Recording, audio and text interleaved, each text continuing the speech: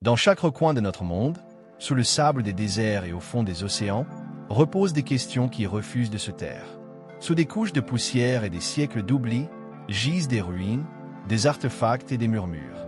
Les vestiges de civilisation qui défient tout ce que nous pensions savoir sur notre histoire, notre technologie et le véritable potentiel de l'esprit humain. Des structures taillées avec une précision mathématique, bien avant que les mathématiques complexes n'existent officiellement. Des pierres colossales transportées à travers des montagnes, sans roues, sans machines. Des messages gravés dans des langues oubliées, écrits par des mains dont plus personne ne se souvient du nom. Qui les a créés? Pourquoi? Et la question la plus troublante de toutes, comment? Il ne s'agit pas simplement de vide dans nos livres d'histoire. Ce sont des failles béantes dans notre compréhension du passé. Des mystères qui non seulement nous déconcertent, mais qui nous provoquent, nous forçant à nous demander si l'histoire que nous connaissons n'est que la surface de quelque chose de bien plus vaste, de bien plus étrange. Ce soir, nous allons commencer à exhumer ce chapitre perdu de l'histoire humaine. Alors, installez-vous confortablement et accompagnez-moi pour découvrir les mystères anciens les plus déconcertants que la science, encore aujourd'hui, ne parvient pas à expliquer. Le manuscrit de Voynich, le livre que personne au monde ne peut lire. Notre voyage commence non pas dans une ruine balayée par le vent, mais dans le silence feutré d'une bibliothèque. Il repose là, sous une lumière contrôlée, un petit codex modeste d'environ 240 pages. Il ne paie pas de mine, mais il représente l'un des plus grands défis intellectuels de l'histoire de la cryptographie, le manuscrit de Voynich. Nommé d'après Wilfrid Voynich, le marchand de livres rares qu'il a redécouvert en 1912, ce livre est un pur paradoxe. La datation au carbone 14 nous apprend que son vélin a été fabriqué au début du XVe siècle. Son texte, écrit d'une main élégante et fluide, s'écoule de gauche à droite sur chaque page.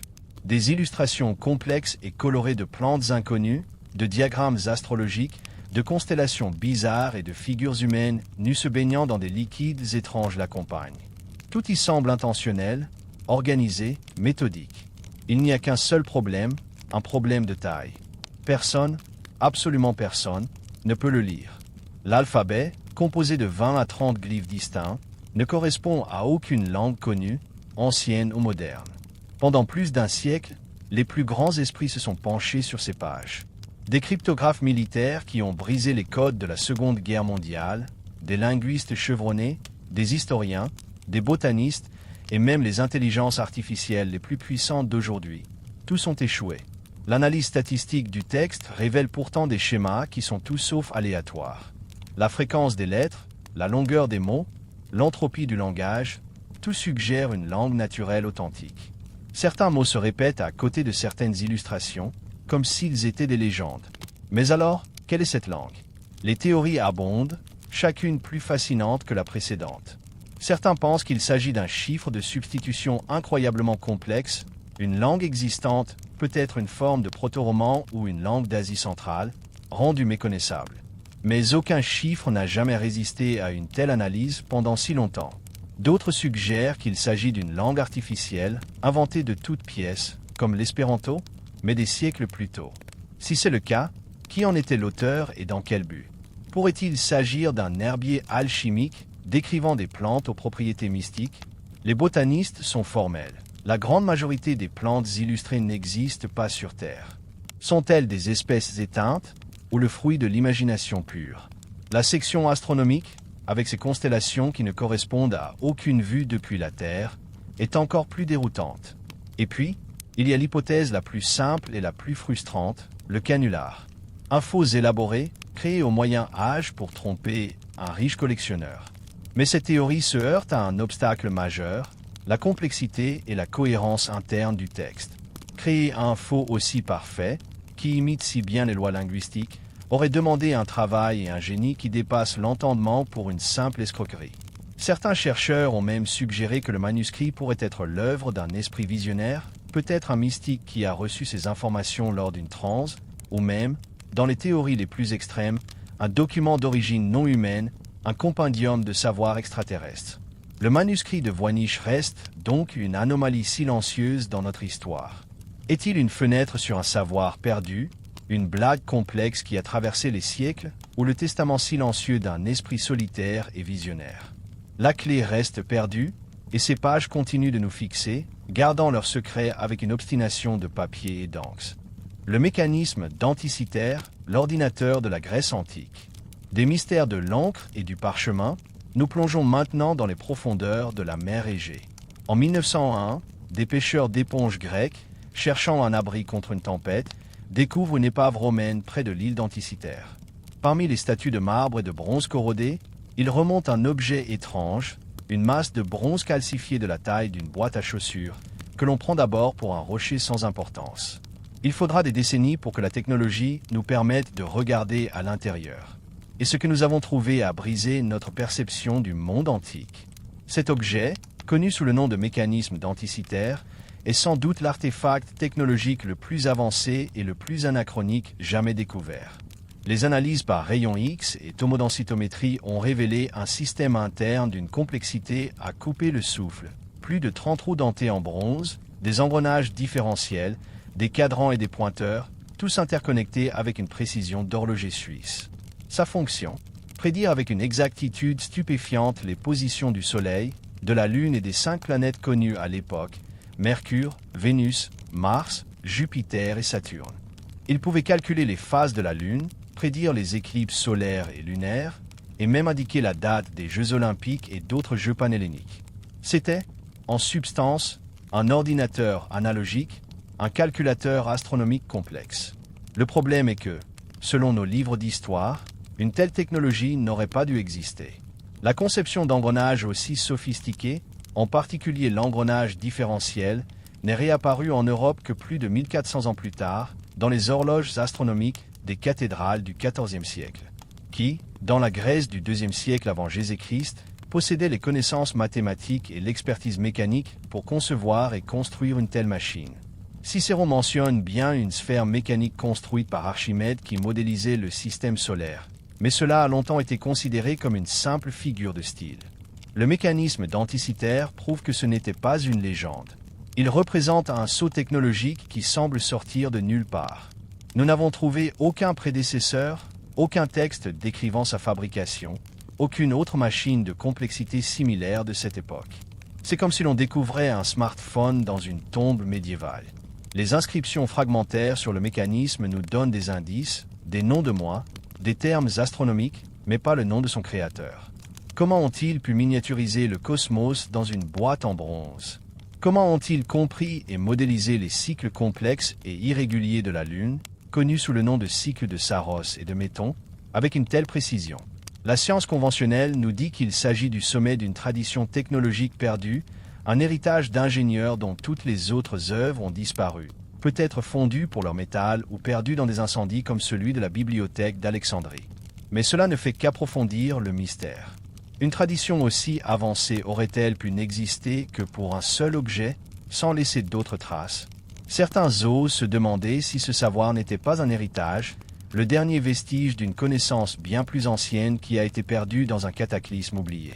Le mécanisme d'Anticythère nous force à réécrire notre histoire de la science. Il nous rappelle que le passé n'était pas une longue et lente montée vers notre modernité, mais qu'il contenait des pics de génie, des éclairs de brillance si intenses qui nous échappent encore aujourd'hui.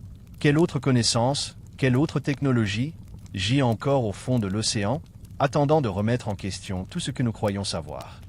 Les lignes de Nazca, des messages pour les dieux du ciel. De la complexité mécanique cachée au fond des mers, notre quête nous mène à un mystère d'une échelle totalement différente, gravé à la surface même de la Terre. Dans le désert aride du sud du Pérou, s'étend un paysage si sec que certaines régions n'ont pas vu une goutte de pluie depuis des siècles. C'est ici, sur les plaines de Nazca, que s'étend l'une des énigmes les plus vastes et les plus visuellement spectaculaires du monde. Sur plus de 500 km², des centaines de figures géométriques et de dessins stylisés ont été tracés en retirant les cailloux rougeâtres de la surface pour révéler le sol plus clair en dessous. Il y a des lignes droites qui courent sur des kilomètres avec une précision parfaite, des trapèzes, des spirales, et surtout, d'immenses dessins d'animaux. Un singe, une araignée, un colibri, un condor. Ces géoglyphes sont si gigantesques qu'ils sont, pour la plupart, impossibles à discerner depuis le sol. Leur forme et leur splendeur ne se révèlent que vue du ciel. Et c'est là que le mystère commence. créés par la civilisation Nazca entre 500 avant Jésus-Christ et 500 après Jésus-Christ, leur véritable objectif nous échappe complètement. La question la plus évidente est: pourquoi créer des œuvres d'art aussi colossales si personne ne pouvait les voir dans leur intégralité? Les archéologues proposent des théories rationnelles. La plus acceptée est que les lignes avaient une fonction rituelle ou religieuse. Elles auraient pu être des chemins cérémoniels, parcourus par les prêtres lors de rituels pour invoquer les dieux de l'eau et de la fertilité, si vitaux dans ce désert impitoyable. Certains géoglyphes, comme le colibri ou le singe, sont associés à des symboles de l'eau et de la forêt amazonienne, suggérant une connexion chamanique. Une autre théorie, plus astronomique, suggère que certaines lignes sont alignées avec des levers ou des couchers de soleil lors des solstices, ou avec la position de certaines étoiles, fonctionnant comme un immense calendrier ou observatoire céleste. Des tests ont montré des corrélations, mais beaucoup trop de lignes ne correspondent à aucun phénomène astronomique connu, ce qui affaiblit l'hypothèse d'un but unique. Mais ces explications, aussi plausibles soient-elles, ne satisfont pas tout le monde. Comment les Nazca ont-ils pu maintenir une telle précision géométrique sur de si longues distances sans point de vue aérien? La création de lignes parfaitement droites sur des kilomètres, traversant des terrains accidentés, est un exploit d'ingénierie remarquable. De petites maquettes ont peut-être été utilisées, mais l'échelle reste ahurissante. C'est cette perspective aérienne qui a donné naissance à des théories plus controversées. Dans les années 60, l'écrivain Eric von Daniken a popularisé l'idée que les plaines de Nazca étaient une sorte d'aérodrome pour des visiteurs extraterrestres, les lignes servant de piste d'atterrissage. Si cette théorie est largement rejetée par la communauté scientifique, elle met en lumière le véritable cœur du problème. Ces dessins semblent avoir été faits pour être vus d'en haut, à une époque où théoriquement, personne ne pouvait voler.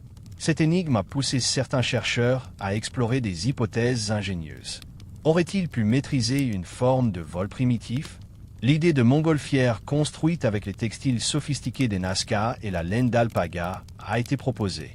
En utilisant la chaleur intense du désert pour créer de l'air chaud, il aurait été théoriquement possible de s'élever et de superviser le tracé des lignes. Des expériences ont même été menées avec des répliques, prouvant la faisabilité du concept. Cependant, aucune preuve archéologique directe ni reste de ballon, ni représentation de vol n'a jamais été découverte, laissant cette théorie dans le domaine de la spéculation fascinante. Les lignes de Nazca restent donc une galerie d'art silencieuse, un message dont nous avons perdu le contexte.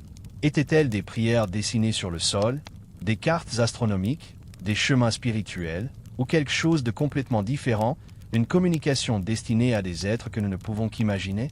En regardant ces figures depuis le ciel, on ne peut s'empêcher de ressentir un vertige.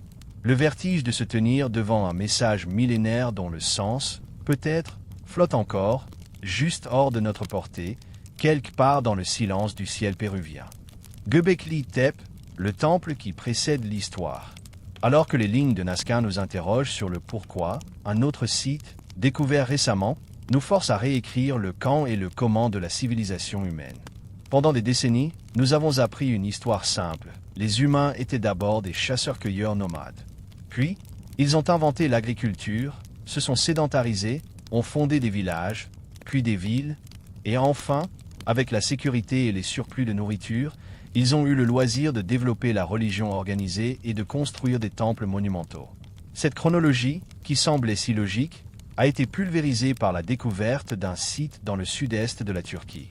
Sur une colline aride, balayée par le vent, se dresse Göbekli Tepe. Ce n'est pas juste un temple ancien. C'est le plus ancien temple mégalithique jamais découvert. Et quand on dit ancien, on pèse nos mots. La datation au carbone 14 a révélé que sa construction a commencé il y a près de 12 000 ans.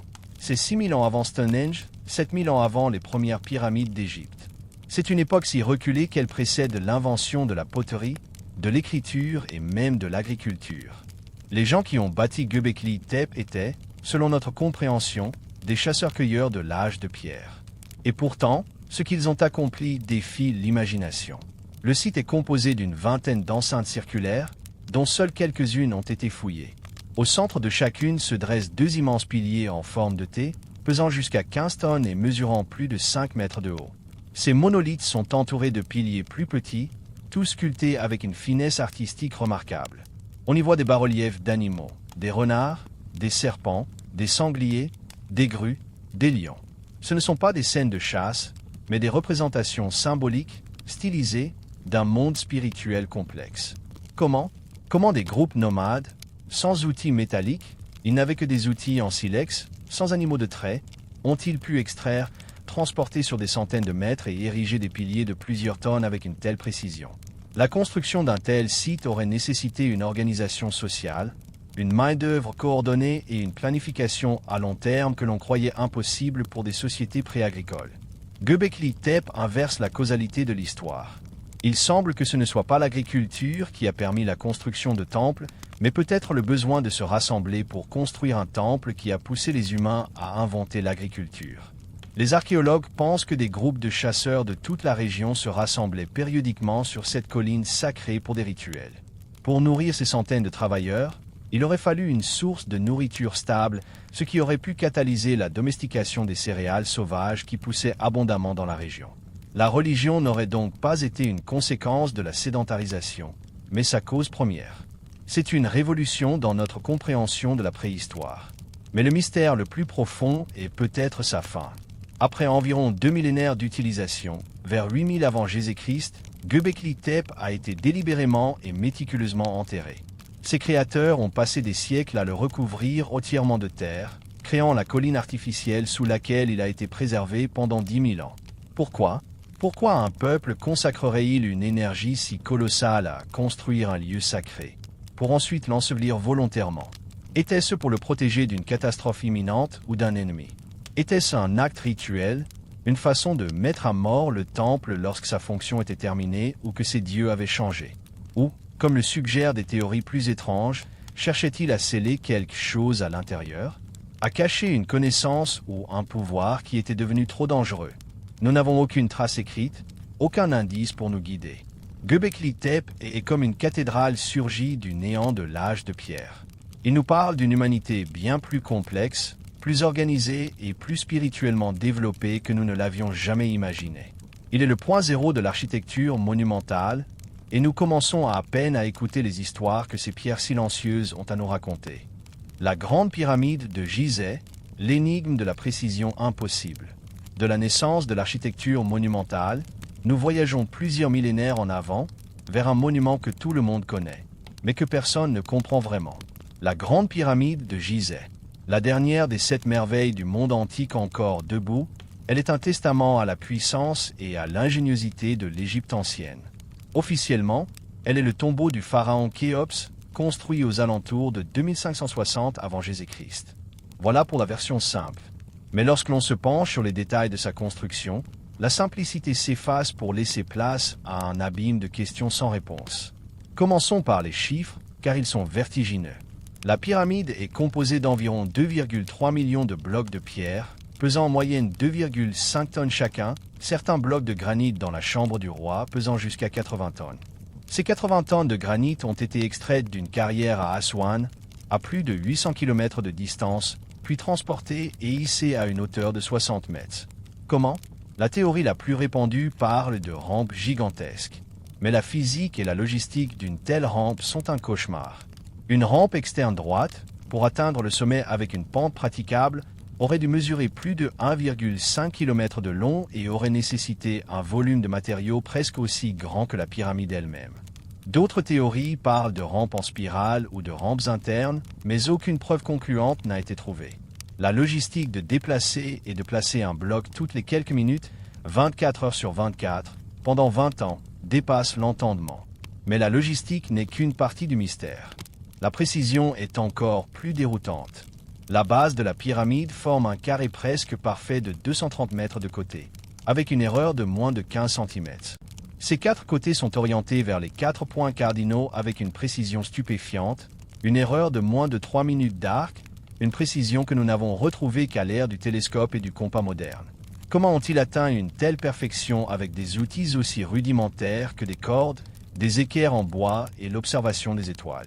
Les faces de la pyramide ne sont pas plates, mais légèrement concaves, une caractéristique si subtile qu'elle n'est visible du ciel qu'au lever et au coucher du soleil, lors des équinoxes. Était-ce intentionnel? Si oui, pourquoi? L'intérieur est tout aussi mystérieux. Les couloirs, comme le couloir descendant, sont d'une rectitude parfaite sur des dizaines de mètres. La maçonnerie des chambres funéraires est si précise que l'on ne peut glisser une carte de crédit entre les blocs.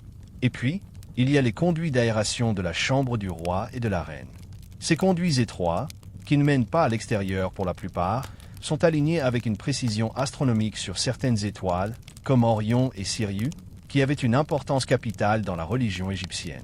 Étaient-ils des chemins pour l'âme du pharaon vers les cieux, ou avaient-ils une autre fonction que nous ignorons?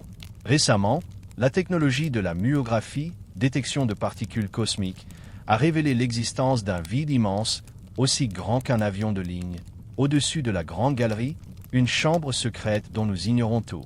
Que contient-elle? Pourquoi a-t-elle été scellée? La Grande Pyramide n'est pas seulement un tombeau. C'est un chef-d'œuvre de mathématiques, d'ingénierie et d'astronomie. Elle encode des connaissances, comme la valeur de pi et le nombre d'or, dans ses proportions. La science conventionnelle nous assure que tout cela a été fait avec des milliers d'ouvriers, du temps et un génie de l'organisation. Mais pour beaucoup, l'accumulation de ces précisions impossibles et de ces prouesses logistiques pointe vers quelque chose d'autre. Une connaissance perdue? Une technologie oubliée?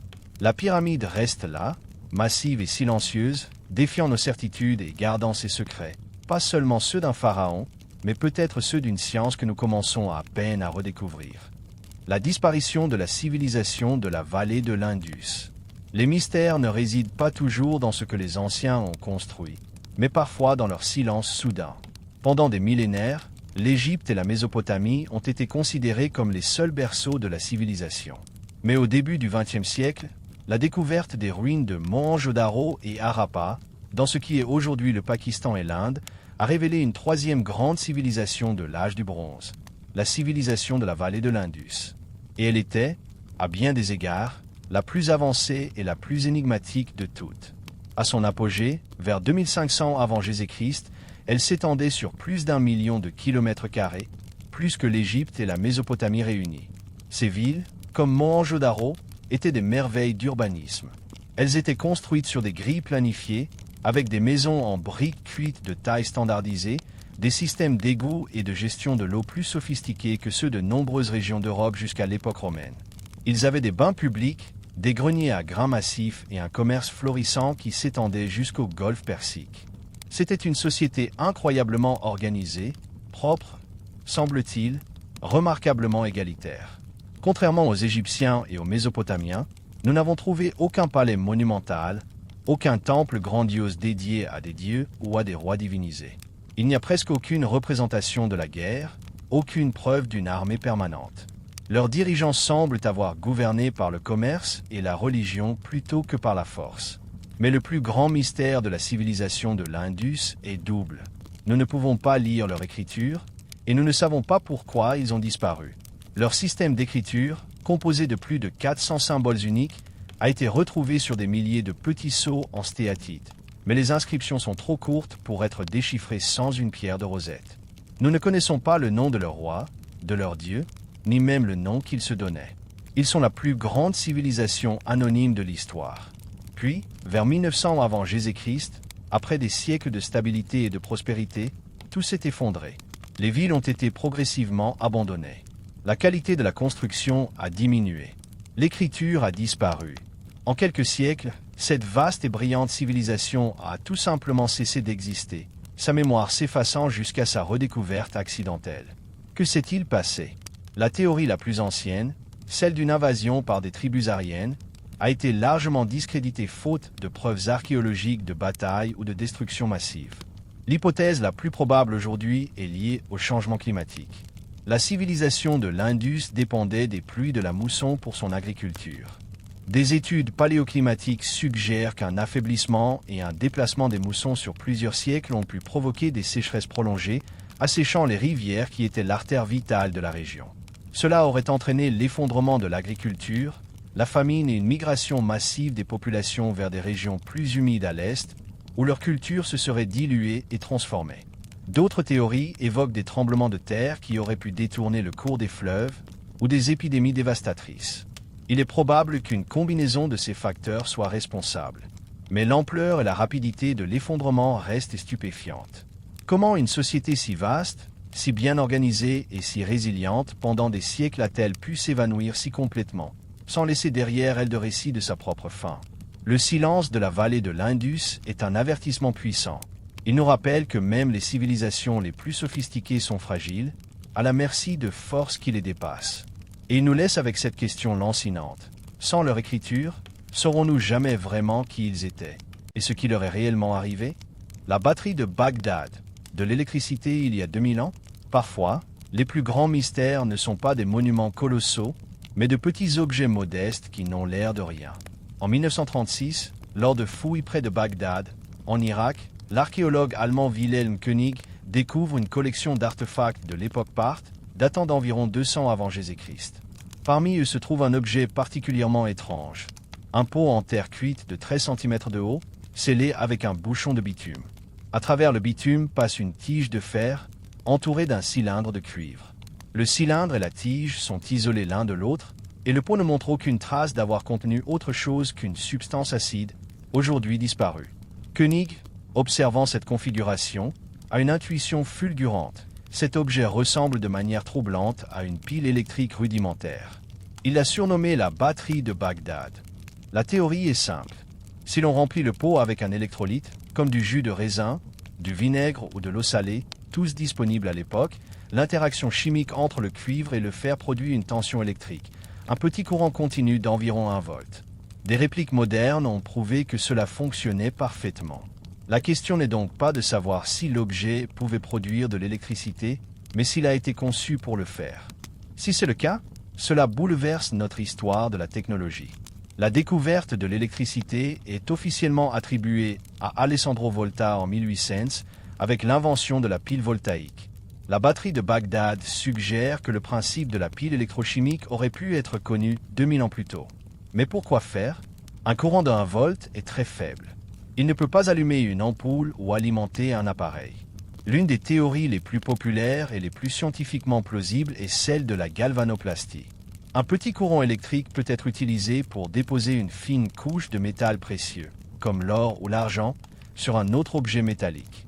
Des objets plaqués d'or de cette époque ont été trouvés, et la galvanoplastie est une méthode beaucoup plus efficace et uniforme que les techniques de plaquage au mercure. Cette connaissance aurait pu être le secret jalousement gardé d'une guilde d'artisans. Une autre hypothèse suggère une utilisation médicale, peut-être une forme d'électroacupuncture pour soulager la douleur.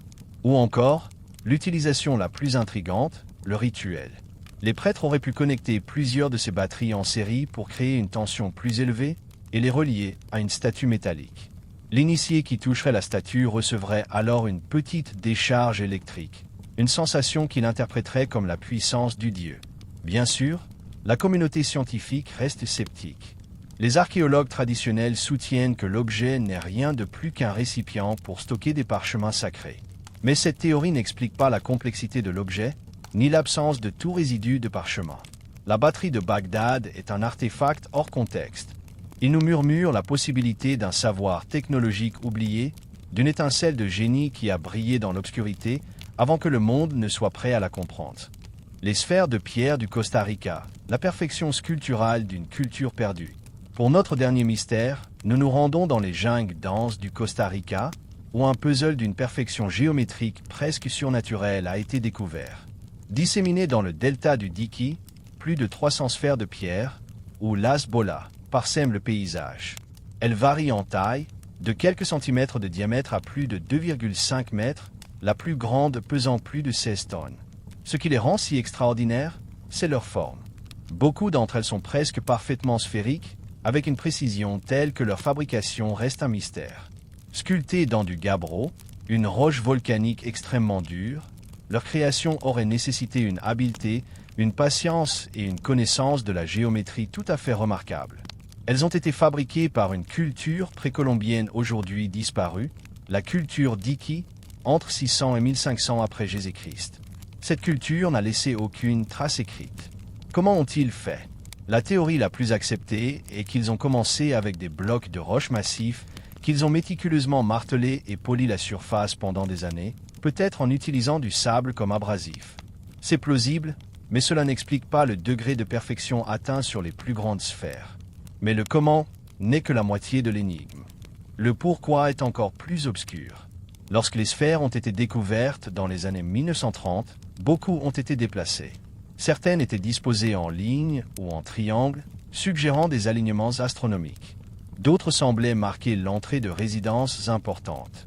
Malheureusement, la plupart des alignements originaux ont été perdus. Les légendes locales racontent que les sphères contiennent de l'or. Les théories modernes vont des marqueurs de territoire à des symboles de statut, en passant par des dispositifs astronomiques. Leur fabrication a cessé brutalement après la conquête espagnole, et le savoir de leur création a été perdu à jamais. Elles sont une forme d'art pur, une obsession pour la perfection géométrique qui nous vient d'un peuple sans nom et sans voix. Ces sphères lisses et silencieuses sont peut-être le mystère le plus pur de tous. Elles ne contiennent aucun code, aucune fonction évidente. Elles sont simplement là, parfaites, déroutantes et magnifiques dans leur silence. Du livre illisible aux sphères parfaites, en passant par l'ordinateur antique et le temple de l'aube des temps. Chaque mystère est une porte. Une porte qui s'ouvre non pas sur des réponses, mais sur des questions encore plus profondes. Il nous rappelle que l'histoire n'est pas une ligne droite, mais un labyrinthe rempli de chemins oubliés et de génies méconnus. La science continue de chercher. Mais pour l'instant, ces énigmes demeurent. Des échos d'un passé qui nous défie, nous inspire et nous invite à regarder le monde avec un peu plus d'émerveillement. Car les plus grandes découvertes ne sont peut-être pas devant nous, mais enfouies très loin derrière, attendant patiemment que nous soyons prêts à les comprendre.